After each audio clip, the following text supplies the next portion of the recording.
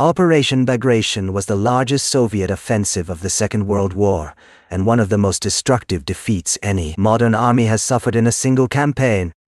Between June and August 1944, the Red Army shattered Germany's Army Group Center, destroyed or crippled dozens of divisions, liberated most of Belarus, and opened the road to Poland and the Baltic frontier. In military history, it stands as a case study in planning, deception, concentration of force, and relentless operational exploitation. It also marks the moment when the strategic initiative on the Eastern Front became irreversible. After Bagration, the Wehrmacht could still fight hard, but it could no longer restore equilibrium in the East. To understand why Army Group Center collapsed so completely, we have to step back to the strategic map of early 1944. Germany had survived the winter battles of 1943 and 1944, but only by yielding ground and burning reserves. In the south, Soviet operations had pushed toward Ukraine and the approaches to Romania. In the north, Leningrad had been relieved. The central sector, running through Belarus, remained in German hands and formed a large salient projecting eastward. This salient looked defensible. It was anchored on a chain of fortified cities: Vitebsk, Orsha, Mogilev, Bobruisk, Minsk, and protected by rivers, forests, and marshland. German command believed the terrain favored defense and reduced the danger of deep Soviet armored breakthroughs. That confidence became a fatal misreading. The Central Front did contain difficult terrain, but by 1944, the Red Army had mastered operations in exactly these conditions. Soviet engineers improved road movement, bridged rivers rapidly, and supported offensives with overwhelming artillery and aviation. At the same time, German assumptions were warped by Hitler's command style. He insisted on holding fixed positions and declared many towns, fortresses, to be defended to the last man. Local commanders who wanted elastic withdrawal were overruled. Divisions were ordered to stand where they were, even when tactical withdrawal might have preserved combat power. This transformed defensive depth into a series of rigid pockets waiting to be isolated. The Soviet High Command, Stavka, selected the destruction of Army Group Center as its main summer objective. The code name, Bagration, honored a general of the Napoleonic Wars and signaled political as well as military intent. Belarus would be liberated on a dramatic scale. The operation was assigned to 4 major fronts: the First Baltic Front under Ivan Bagration, the Third Belarusian Front under Ivan Chernyakhovsky, the Second Belarusian Front under Georgy Zakharov, and the First Belarusian Front under Konstantin Rokossovsky. Coordination came from Stavka representatives, including Georgy Zhukov and Alexander Vasilevsky. This command architecture mattered. Bagration was not a single hammer blow. It was a synchronized sequence of penetrations, encirclements, and converging thrusts over hundreds of kilometers. The balance of forces was decisive. Soviet manpower and material in the sector far exceeded German strength. The Red Army assembled roughly 2.3 million men, thousands of tanks and self-propelled guns, and massive artillery support. German Army Group Center, under Field Marshal Ernst Busch, fielded far fewer troops and had serious shortages of mobile reserves. Panzer divisions that might have served as fire brigades were either weak, tied down elsewhere, or committed too late. The Luftwaffe in the region had neither the numbers nor the fuel to contest Soviet air superiority for long. In short, Germany faced a high-intensity, theater-level offensive without adequate reserves, without operational freedom, and without reliable intelligence on the true Soviet plan. Intelligence failure was one of the campaign's central causes, through maskirovka, deception, and concealment. The Soviets convinced German analysts that the main summer blow would fall farther south. In Ukraine, where strategic resources and open terrain seemed to promise bigger gains, fake troop concentrations Controlled radio traffic, strict camouflage, and carefully managed logistics movements reinforced this impression. German reconnaissance failed to identify the scale of Soviet buildup in Belarus. High Command therefore placed significant armored strength where it expected the decisive battle to occur, not where it actually came. When Bagration opened, Army Group Center faced overwhelming force with too little warning and too few reserves in the right place. The offensive began on 22 June 1944, exactly 3 years after Germany's invasion of the Soviet Union. The date carried symbolic weight, but this was no symbolic gesture. Soviet artillery preparations were immense and deliberately targeted command posts, communications nodes, and known defensive strongpoints. The opening phase sought not merely to break front lines, but to paralyze German command and prevent coherent reaction. Soviet assault groups, supported by engineers and close artillery fire, probed for weak seams and bypass routes. Once gaps opened, mobile forces were prepared to exploit without delay. The concept resembled deep operations, doctrine adapted through hard experience. Tactical rupture followed by rapid operational penetration and encirclement. In the north, fighting around Vitebsk quickly exposed German vulnerability. Soviet forces attacked from multiple directions, threatening to envelop German corps before they could disengage. Hitler's insistence on holding Vitebsk as a fortress guaranteed disaster. Requests to withdraw were denied until too late. As Soviet pincers closed, several German divisions were trapped and largely destroyed. Command breakdown accelerated because headquarters lost communications and situational awareness. What had been planned as stubborn defense became fragmented resistance by isolated groups.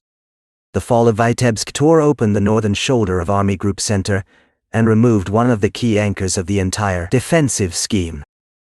At Orsha, German defenses were initially stronger, including prepared positions and anti-tank belts along the Moscow-Minsk axis. Yet Soviet planners concentrated extraordinary firepower there, understanding that a breach would unlock the highway and rail routes toward Minsk. The Third Belarusian Front employed heavy artillery and specialized assault units to crack these lines. Once breaches were achieved, Soviet tank and mechanized elements widened them rapidly. German units fought hard and inflicted losses, but they could not absorb sustained bombardment and repeated combined arms attacks at this scale.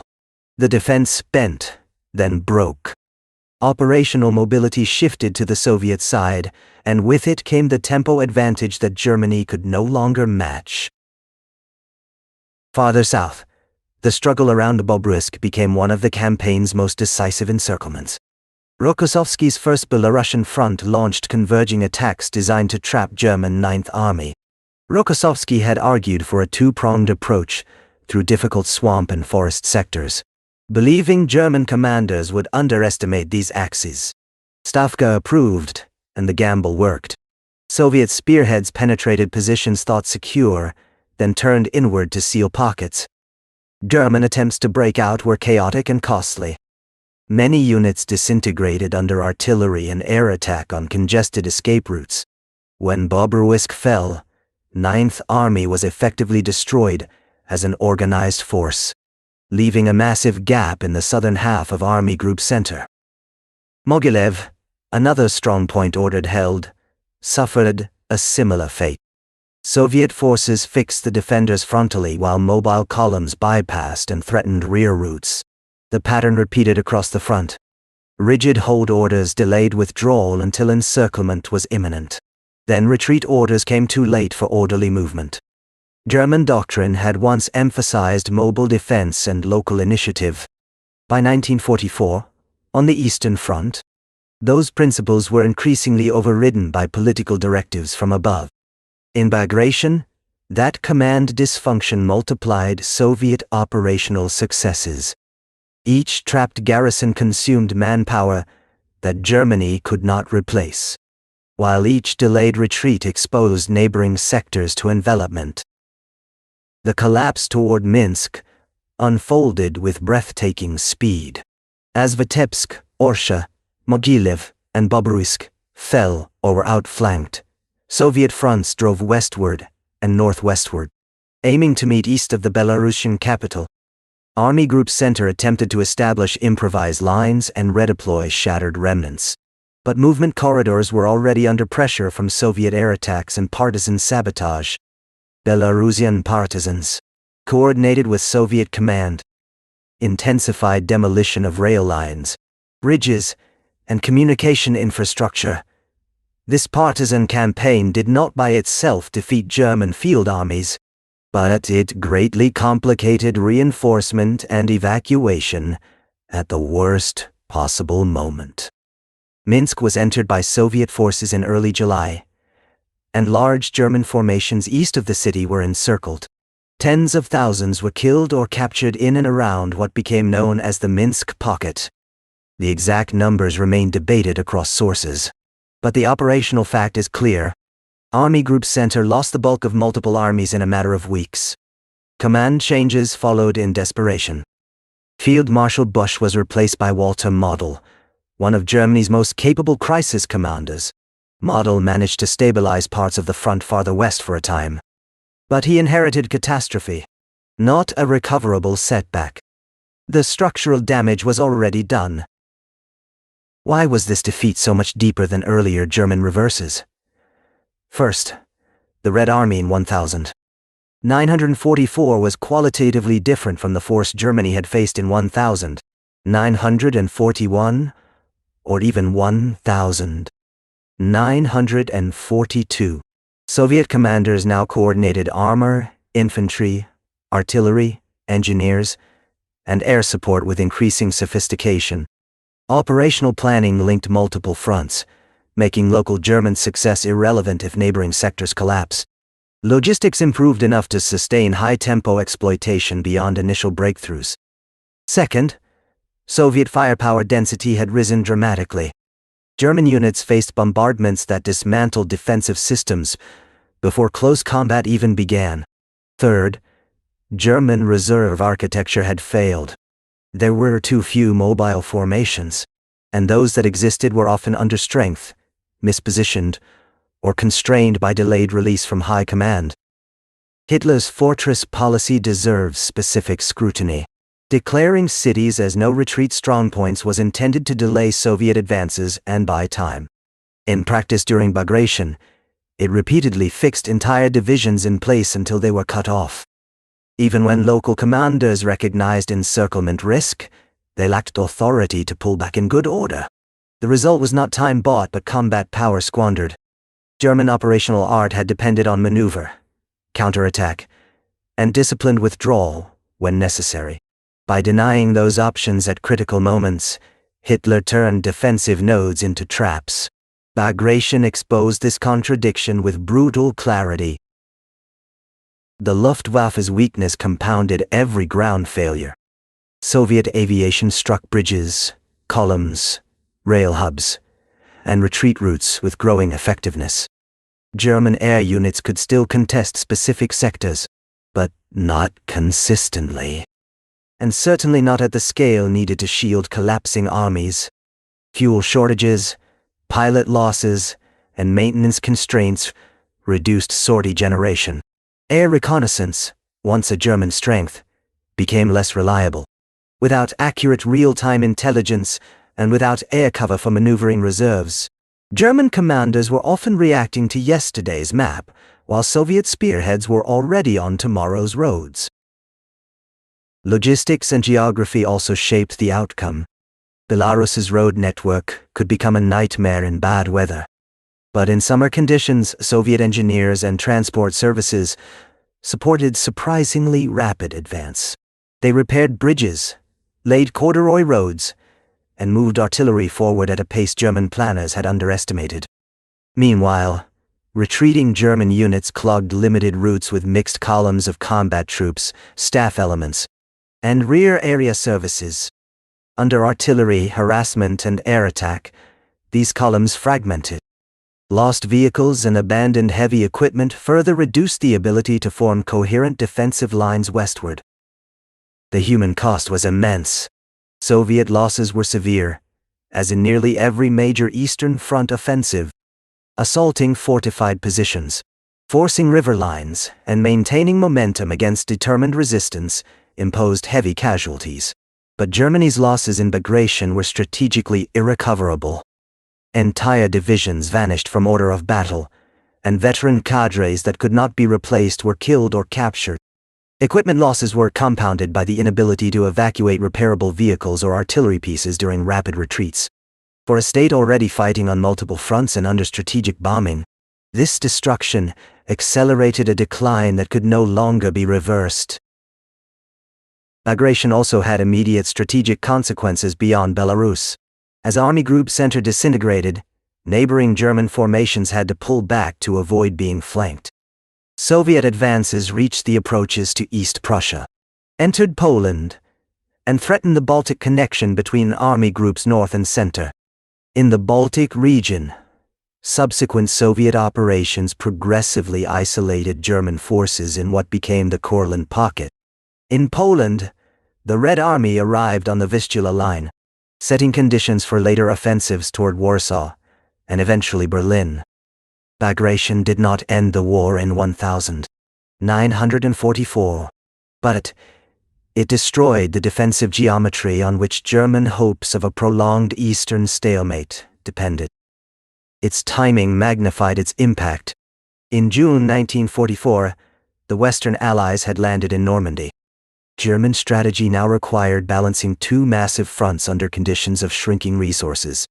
The collapse in Belarus forced emergency transfers and command attention eastward, just as fighting in France intensified.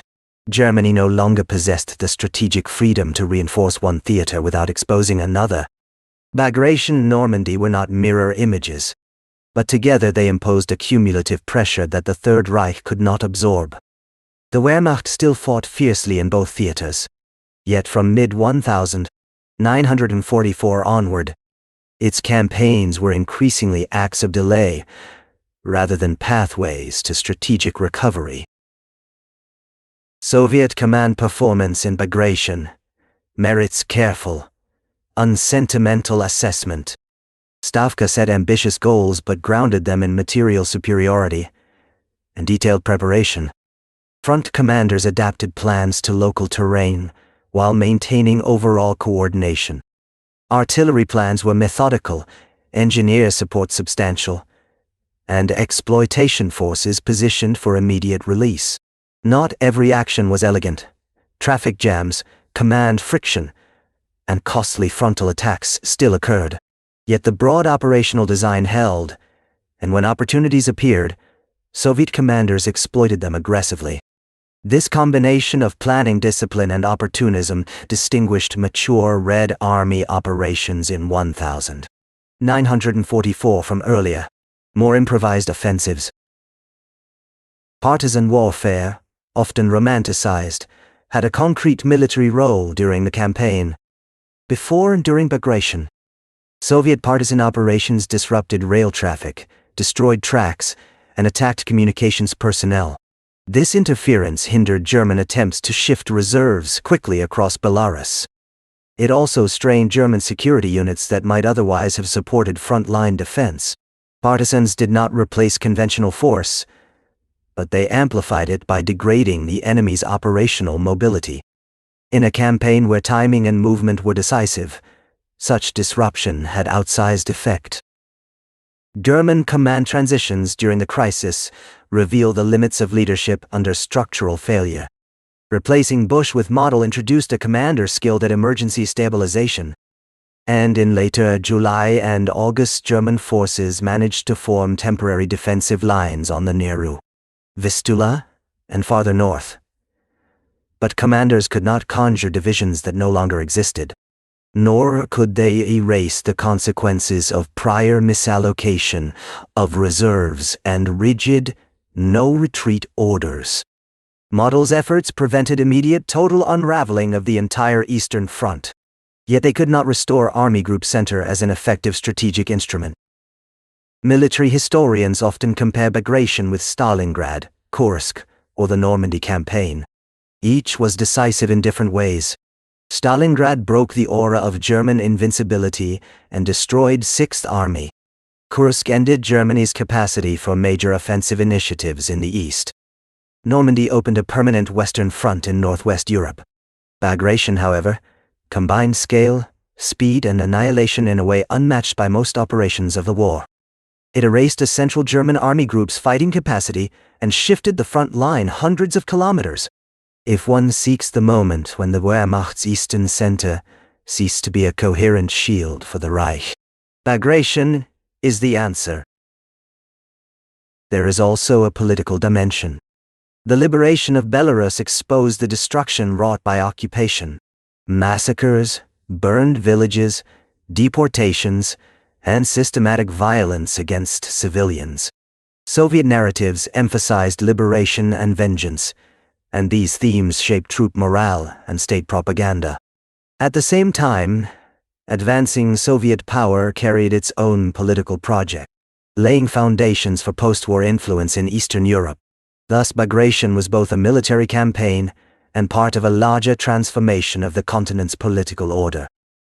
Operationally, one lesson is that defenses are only as strong as their flexibility and reserves. Army Group Center possessed fortified points, experienced officers, and terrain advantages, but it lacked strategic elasticity. Once multiple penetrations occurred, and mobile Soviet units entered operational depth, static strong points became liabilities. Another lesson is that deception can shape battle before the first shot. By fixing German attention on the wrong sector, Soviet maskirovka multiplied the effect of material superiority. A third lesson concerns tempo. Soviet commanders did not pause after breakthrough. They exploited continuously, denying German forces time to regroup. In modern terms, they collapsed the enemy's decision cycle. A further lesson concerns coalition context and total war economics. Germany in 1944 was not fighting one enemy or one front.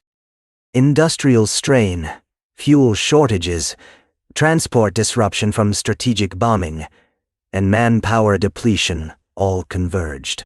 Bagration's battlefield outcome cannot be separated from this wider erosion of German war-making capacity. Yet, structural weakness alone does not explain the campaign. Soviet operational competence converted strategic opportunity into decisive military result. The Red Army did not merely advance because Germany was tired. It advanced because it planned, masked, deceived, and executed better in that theater at that moment.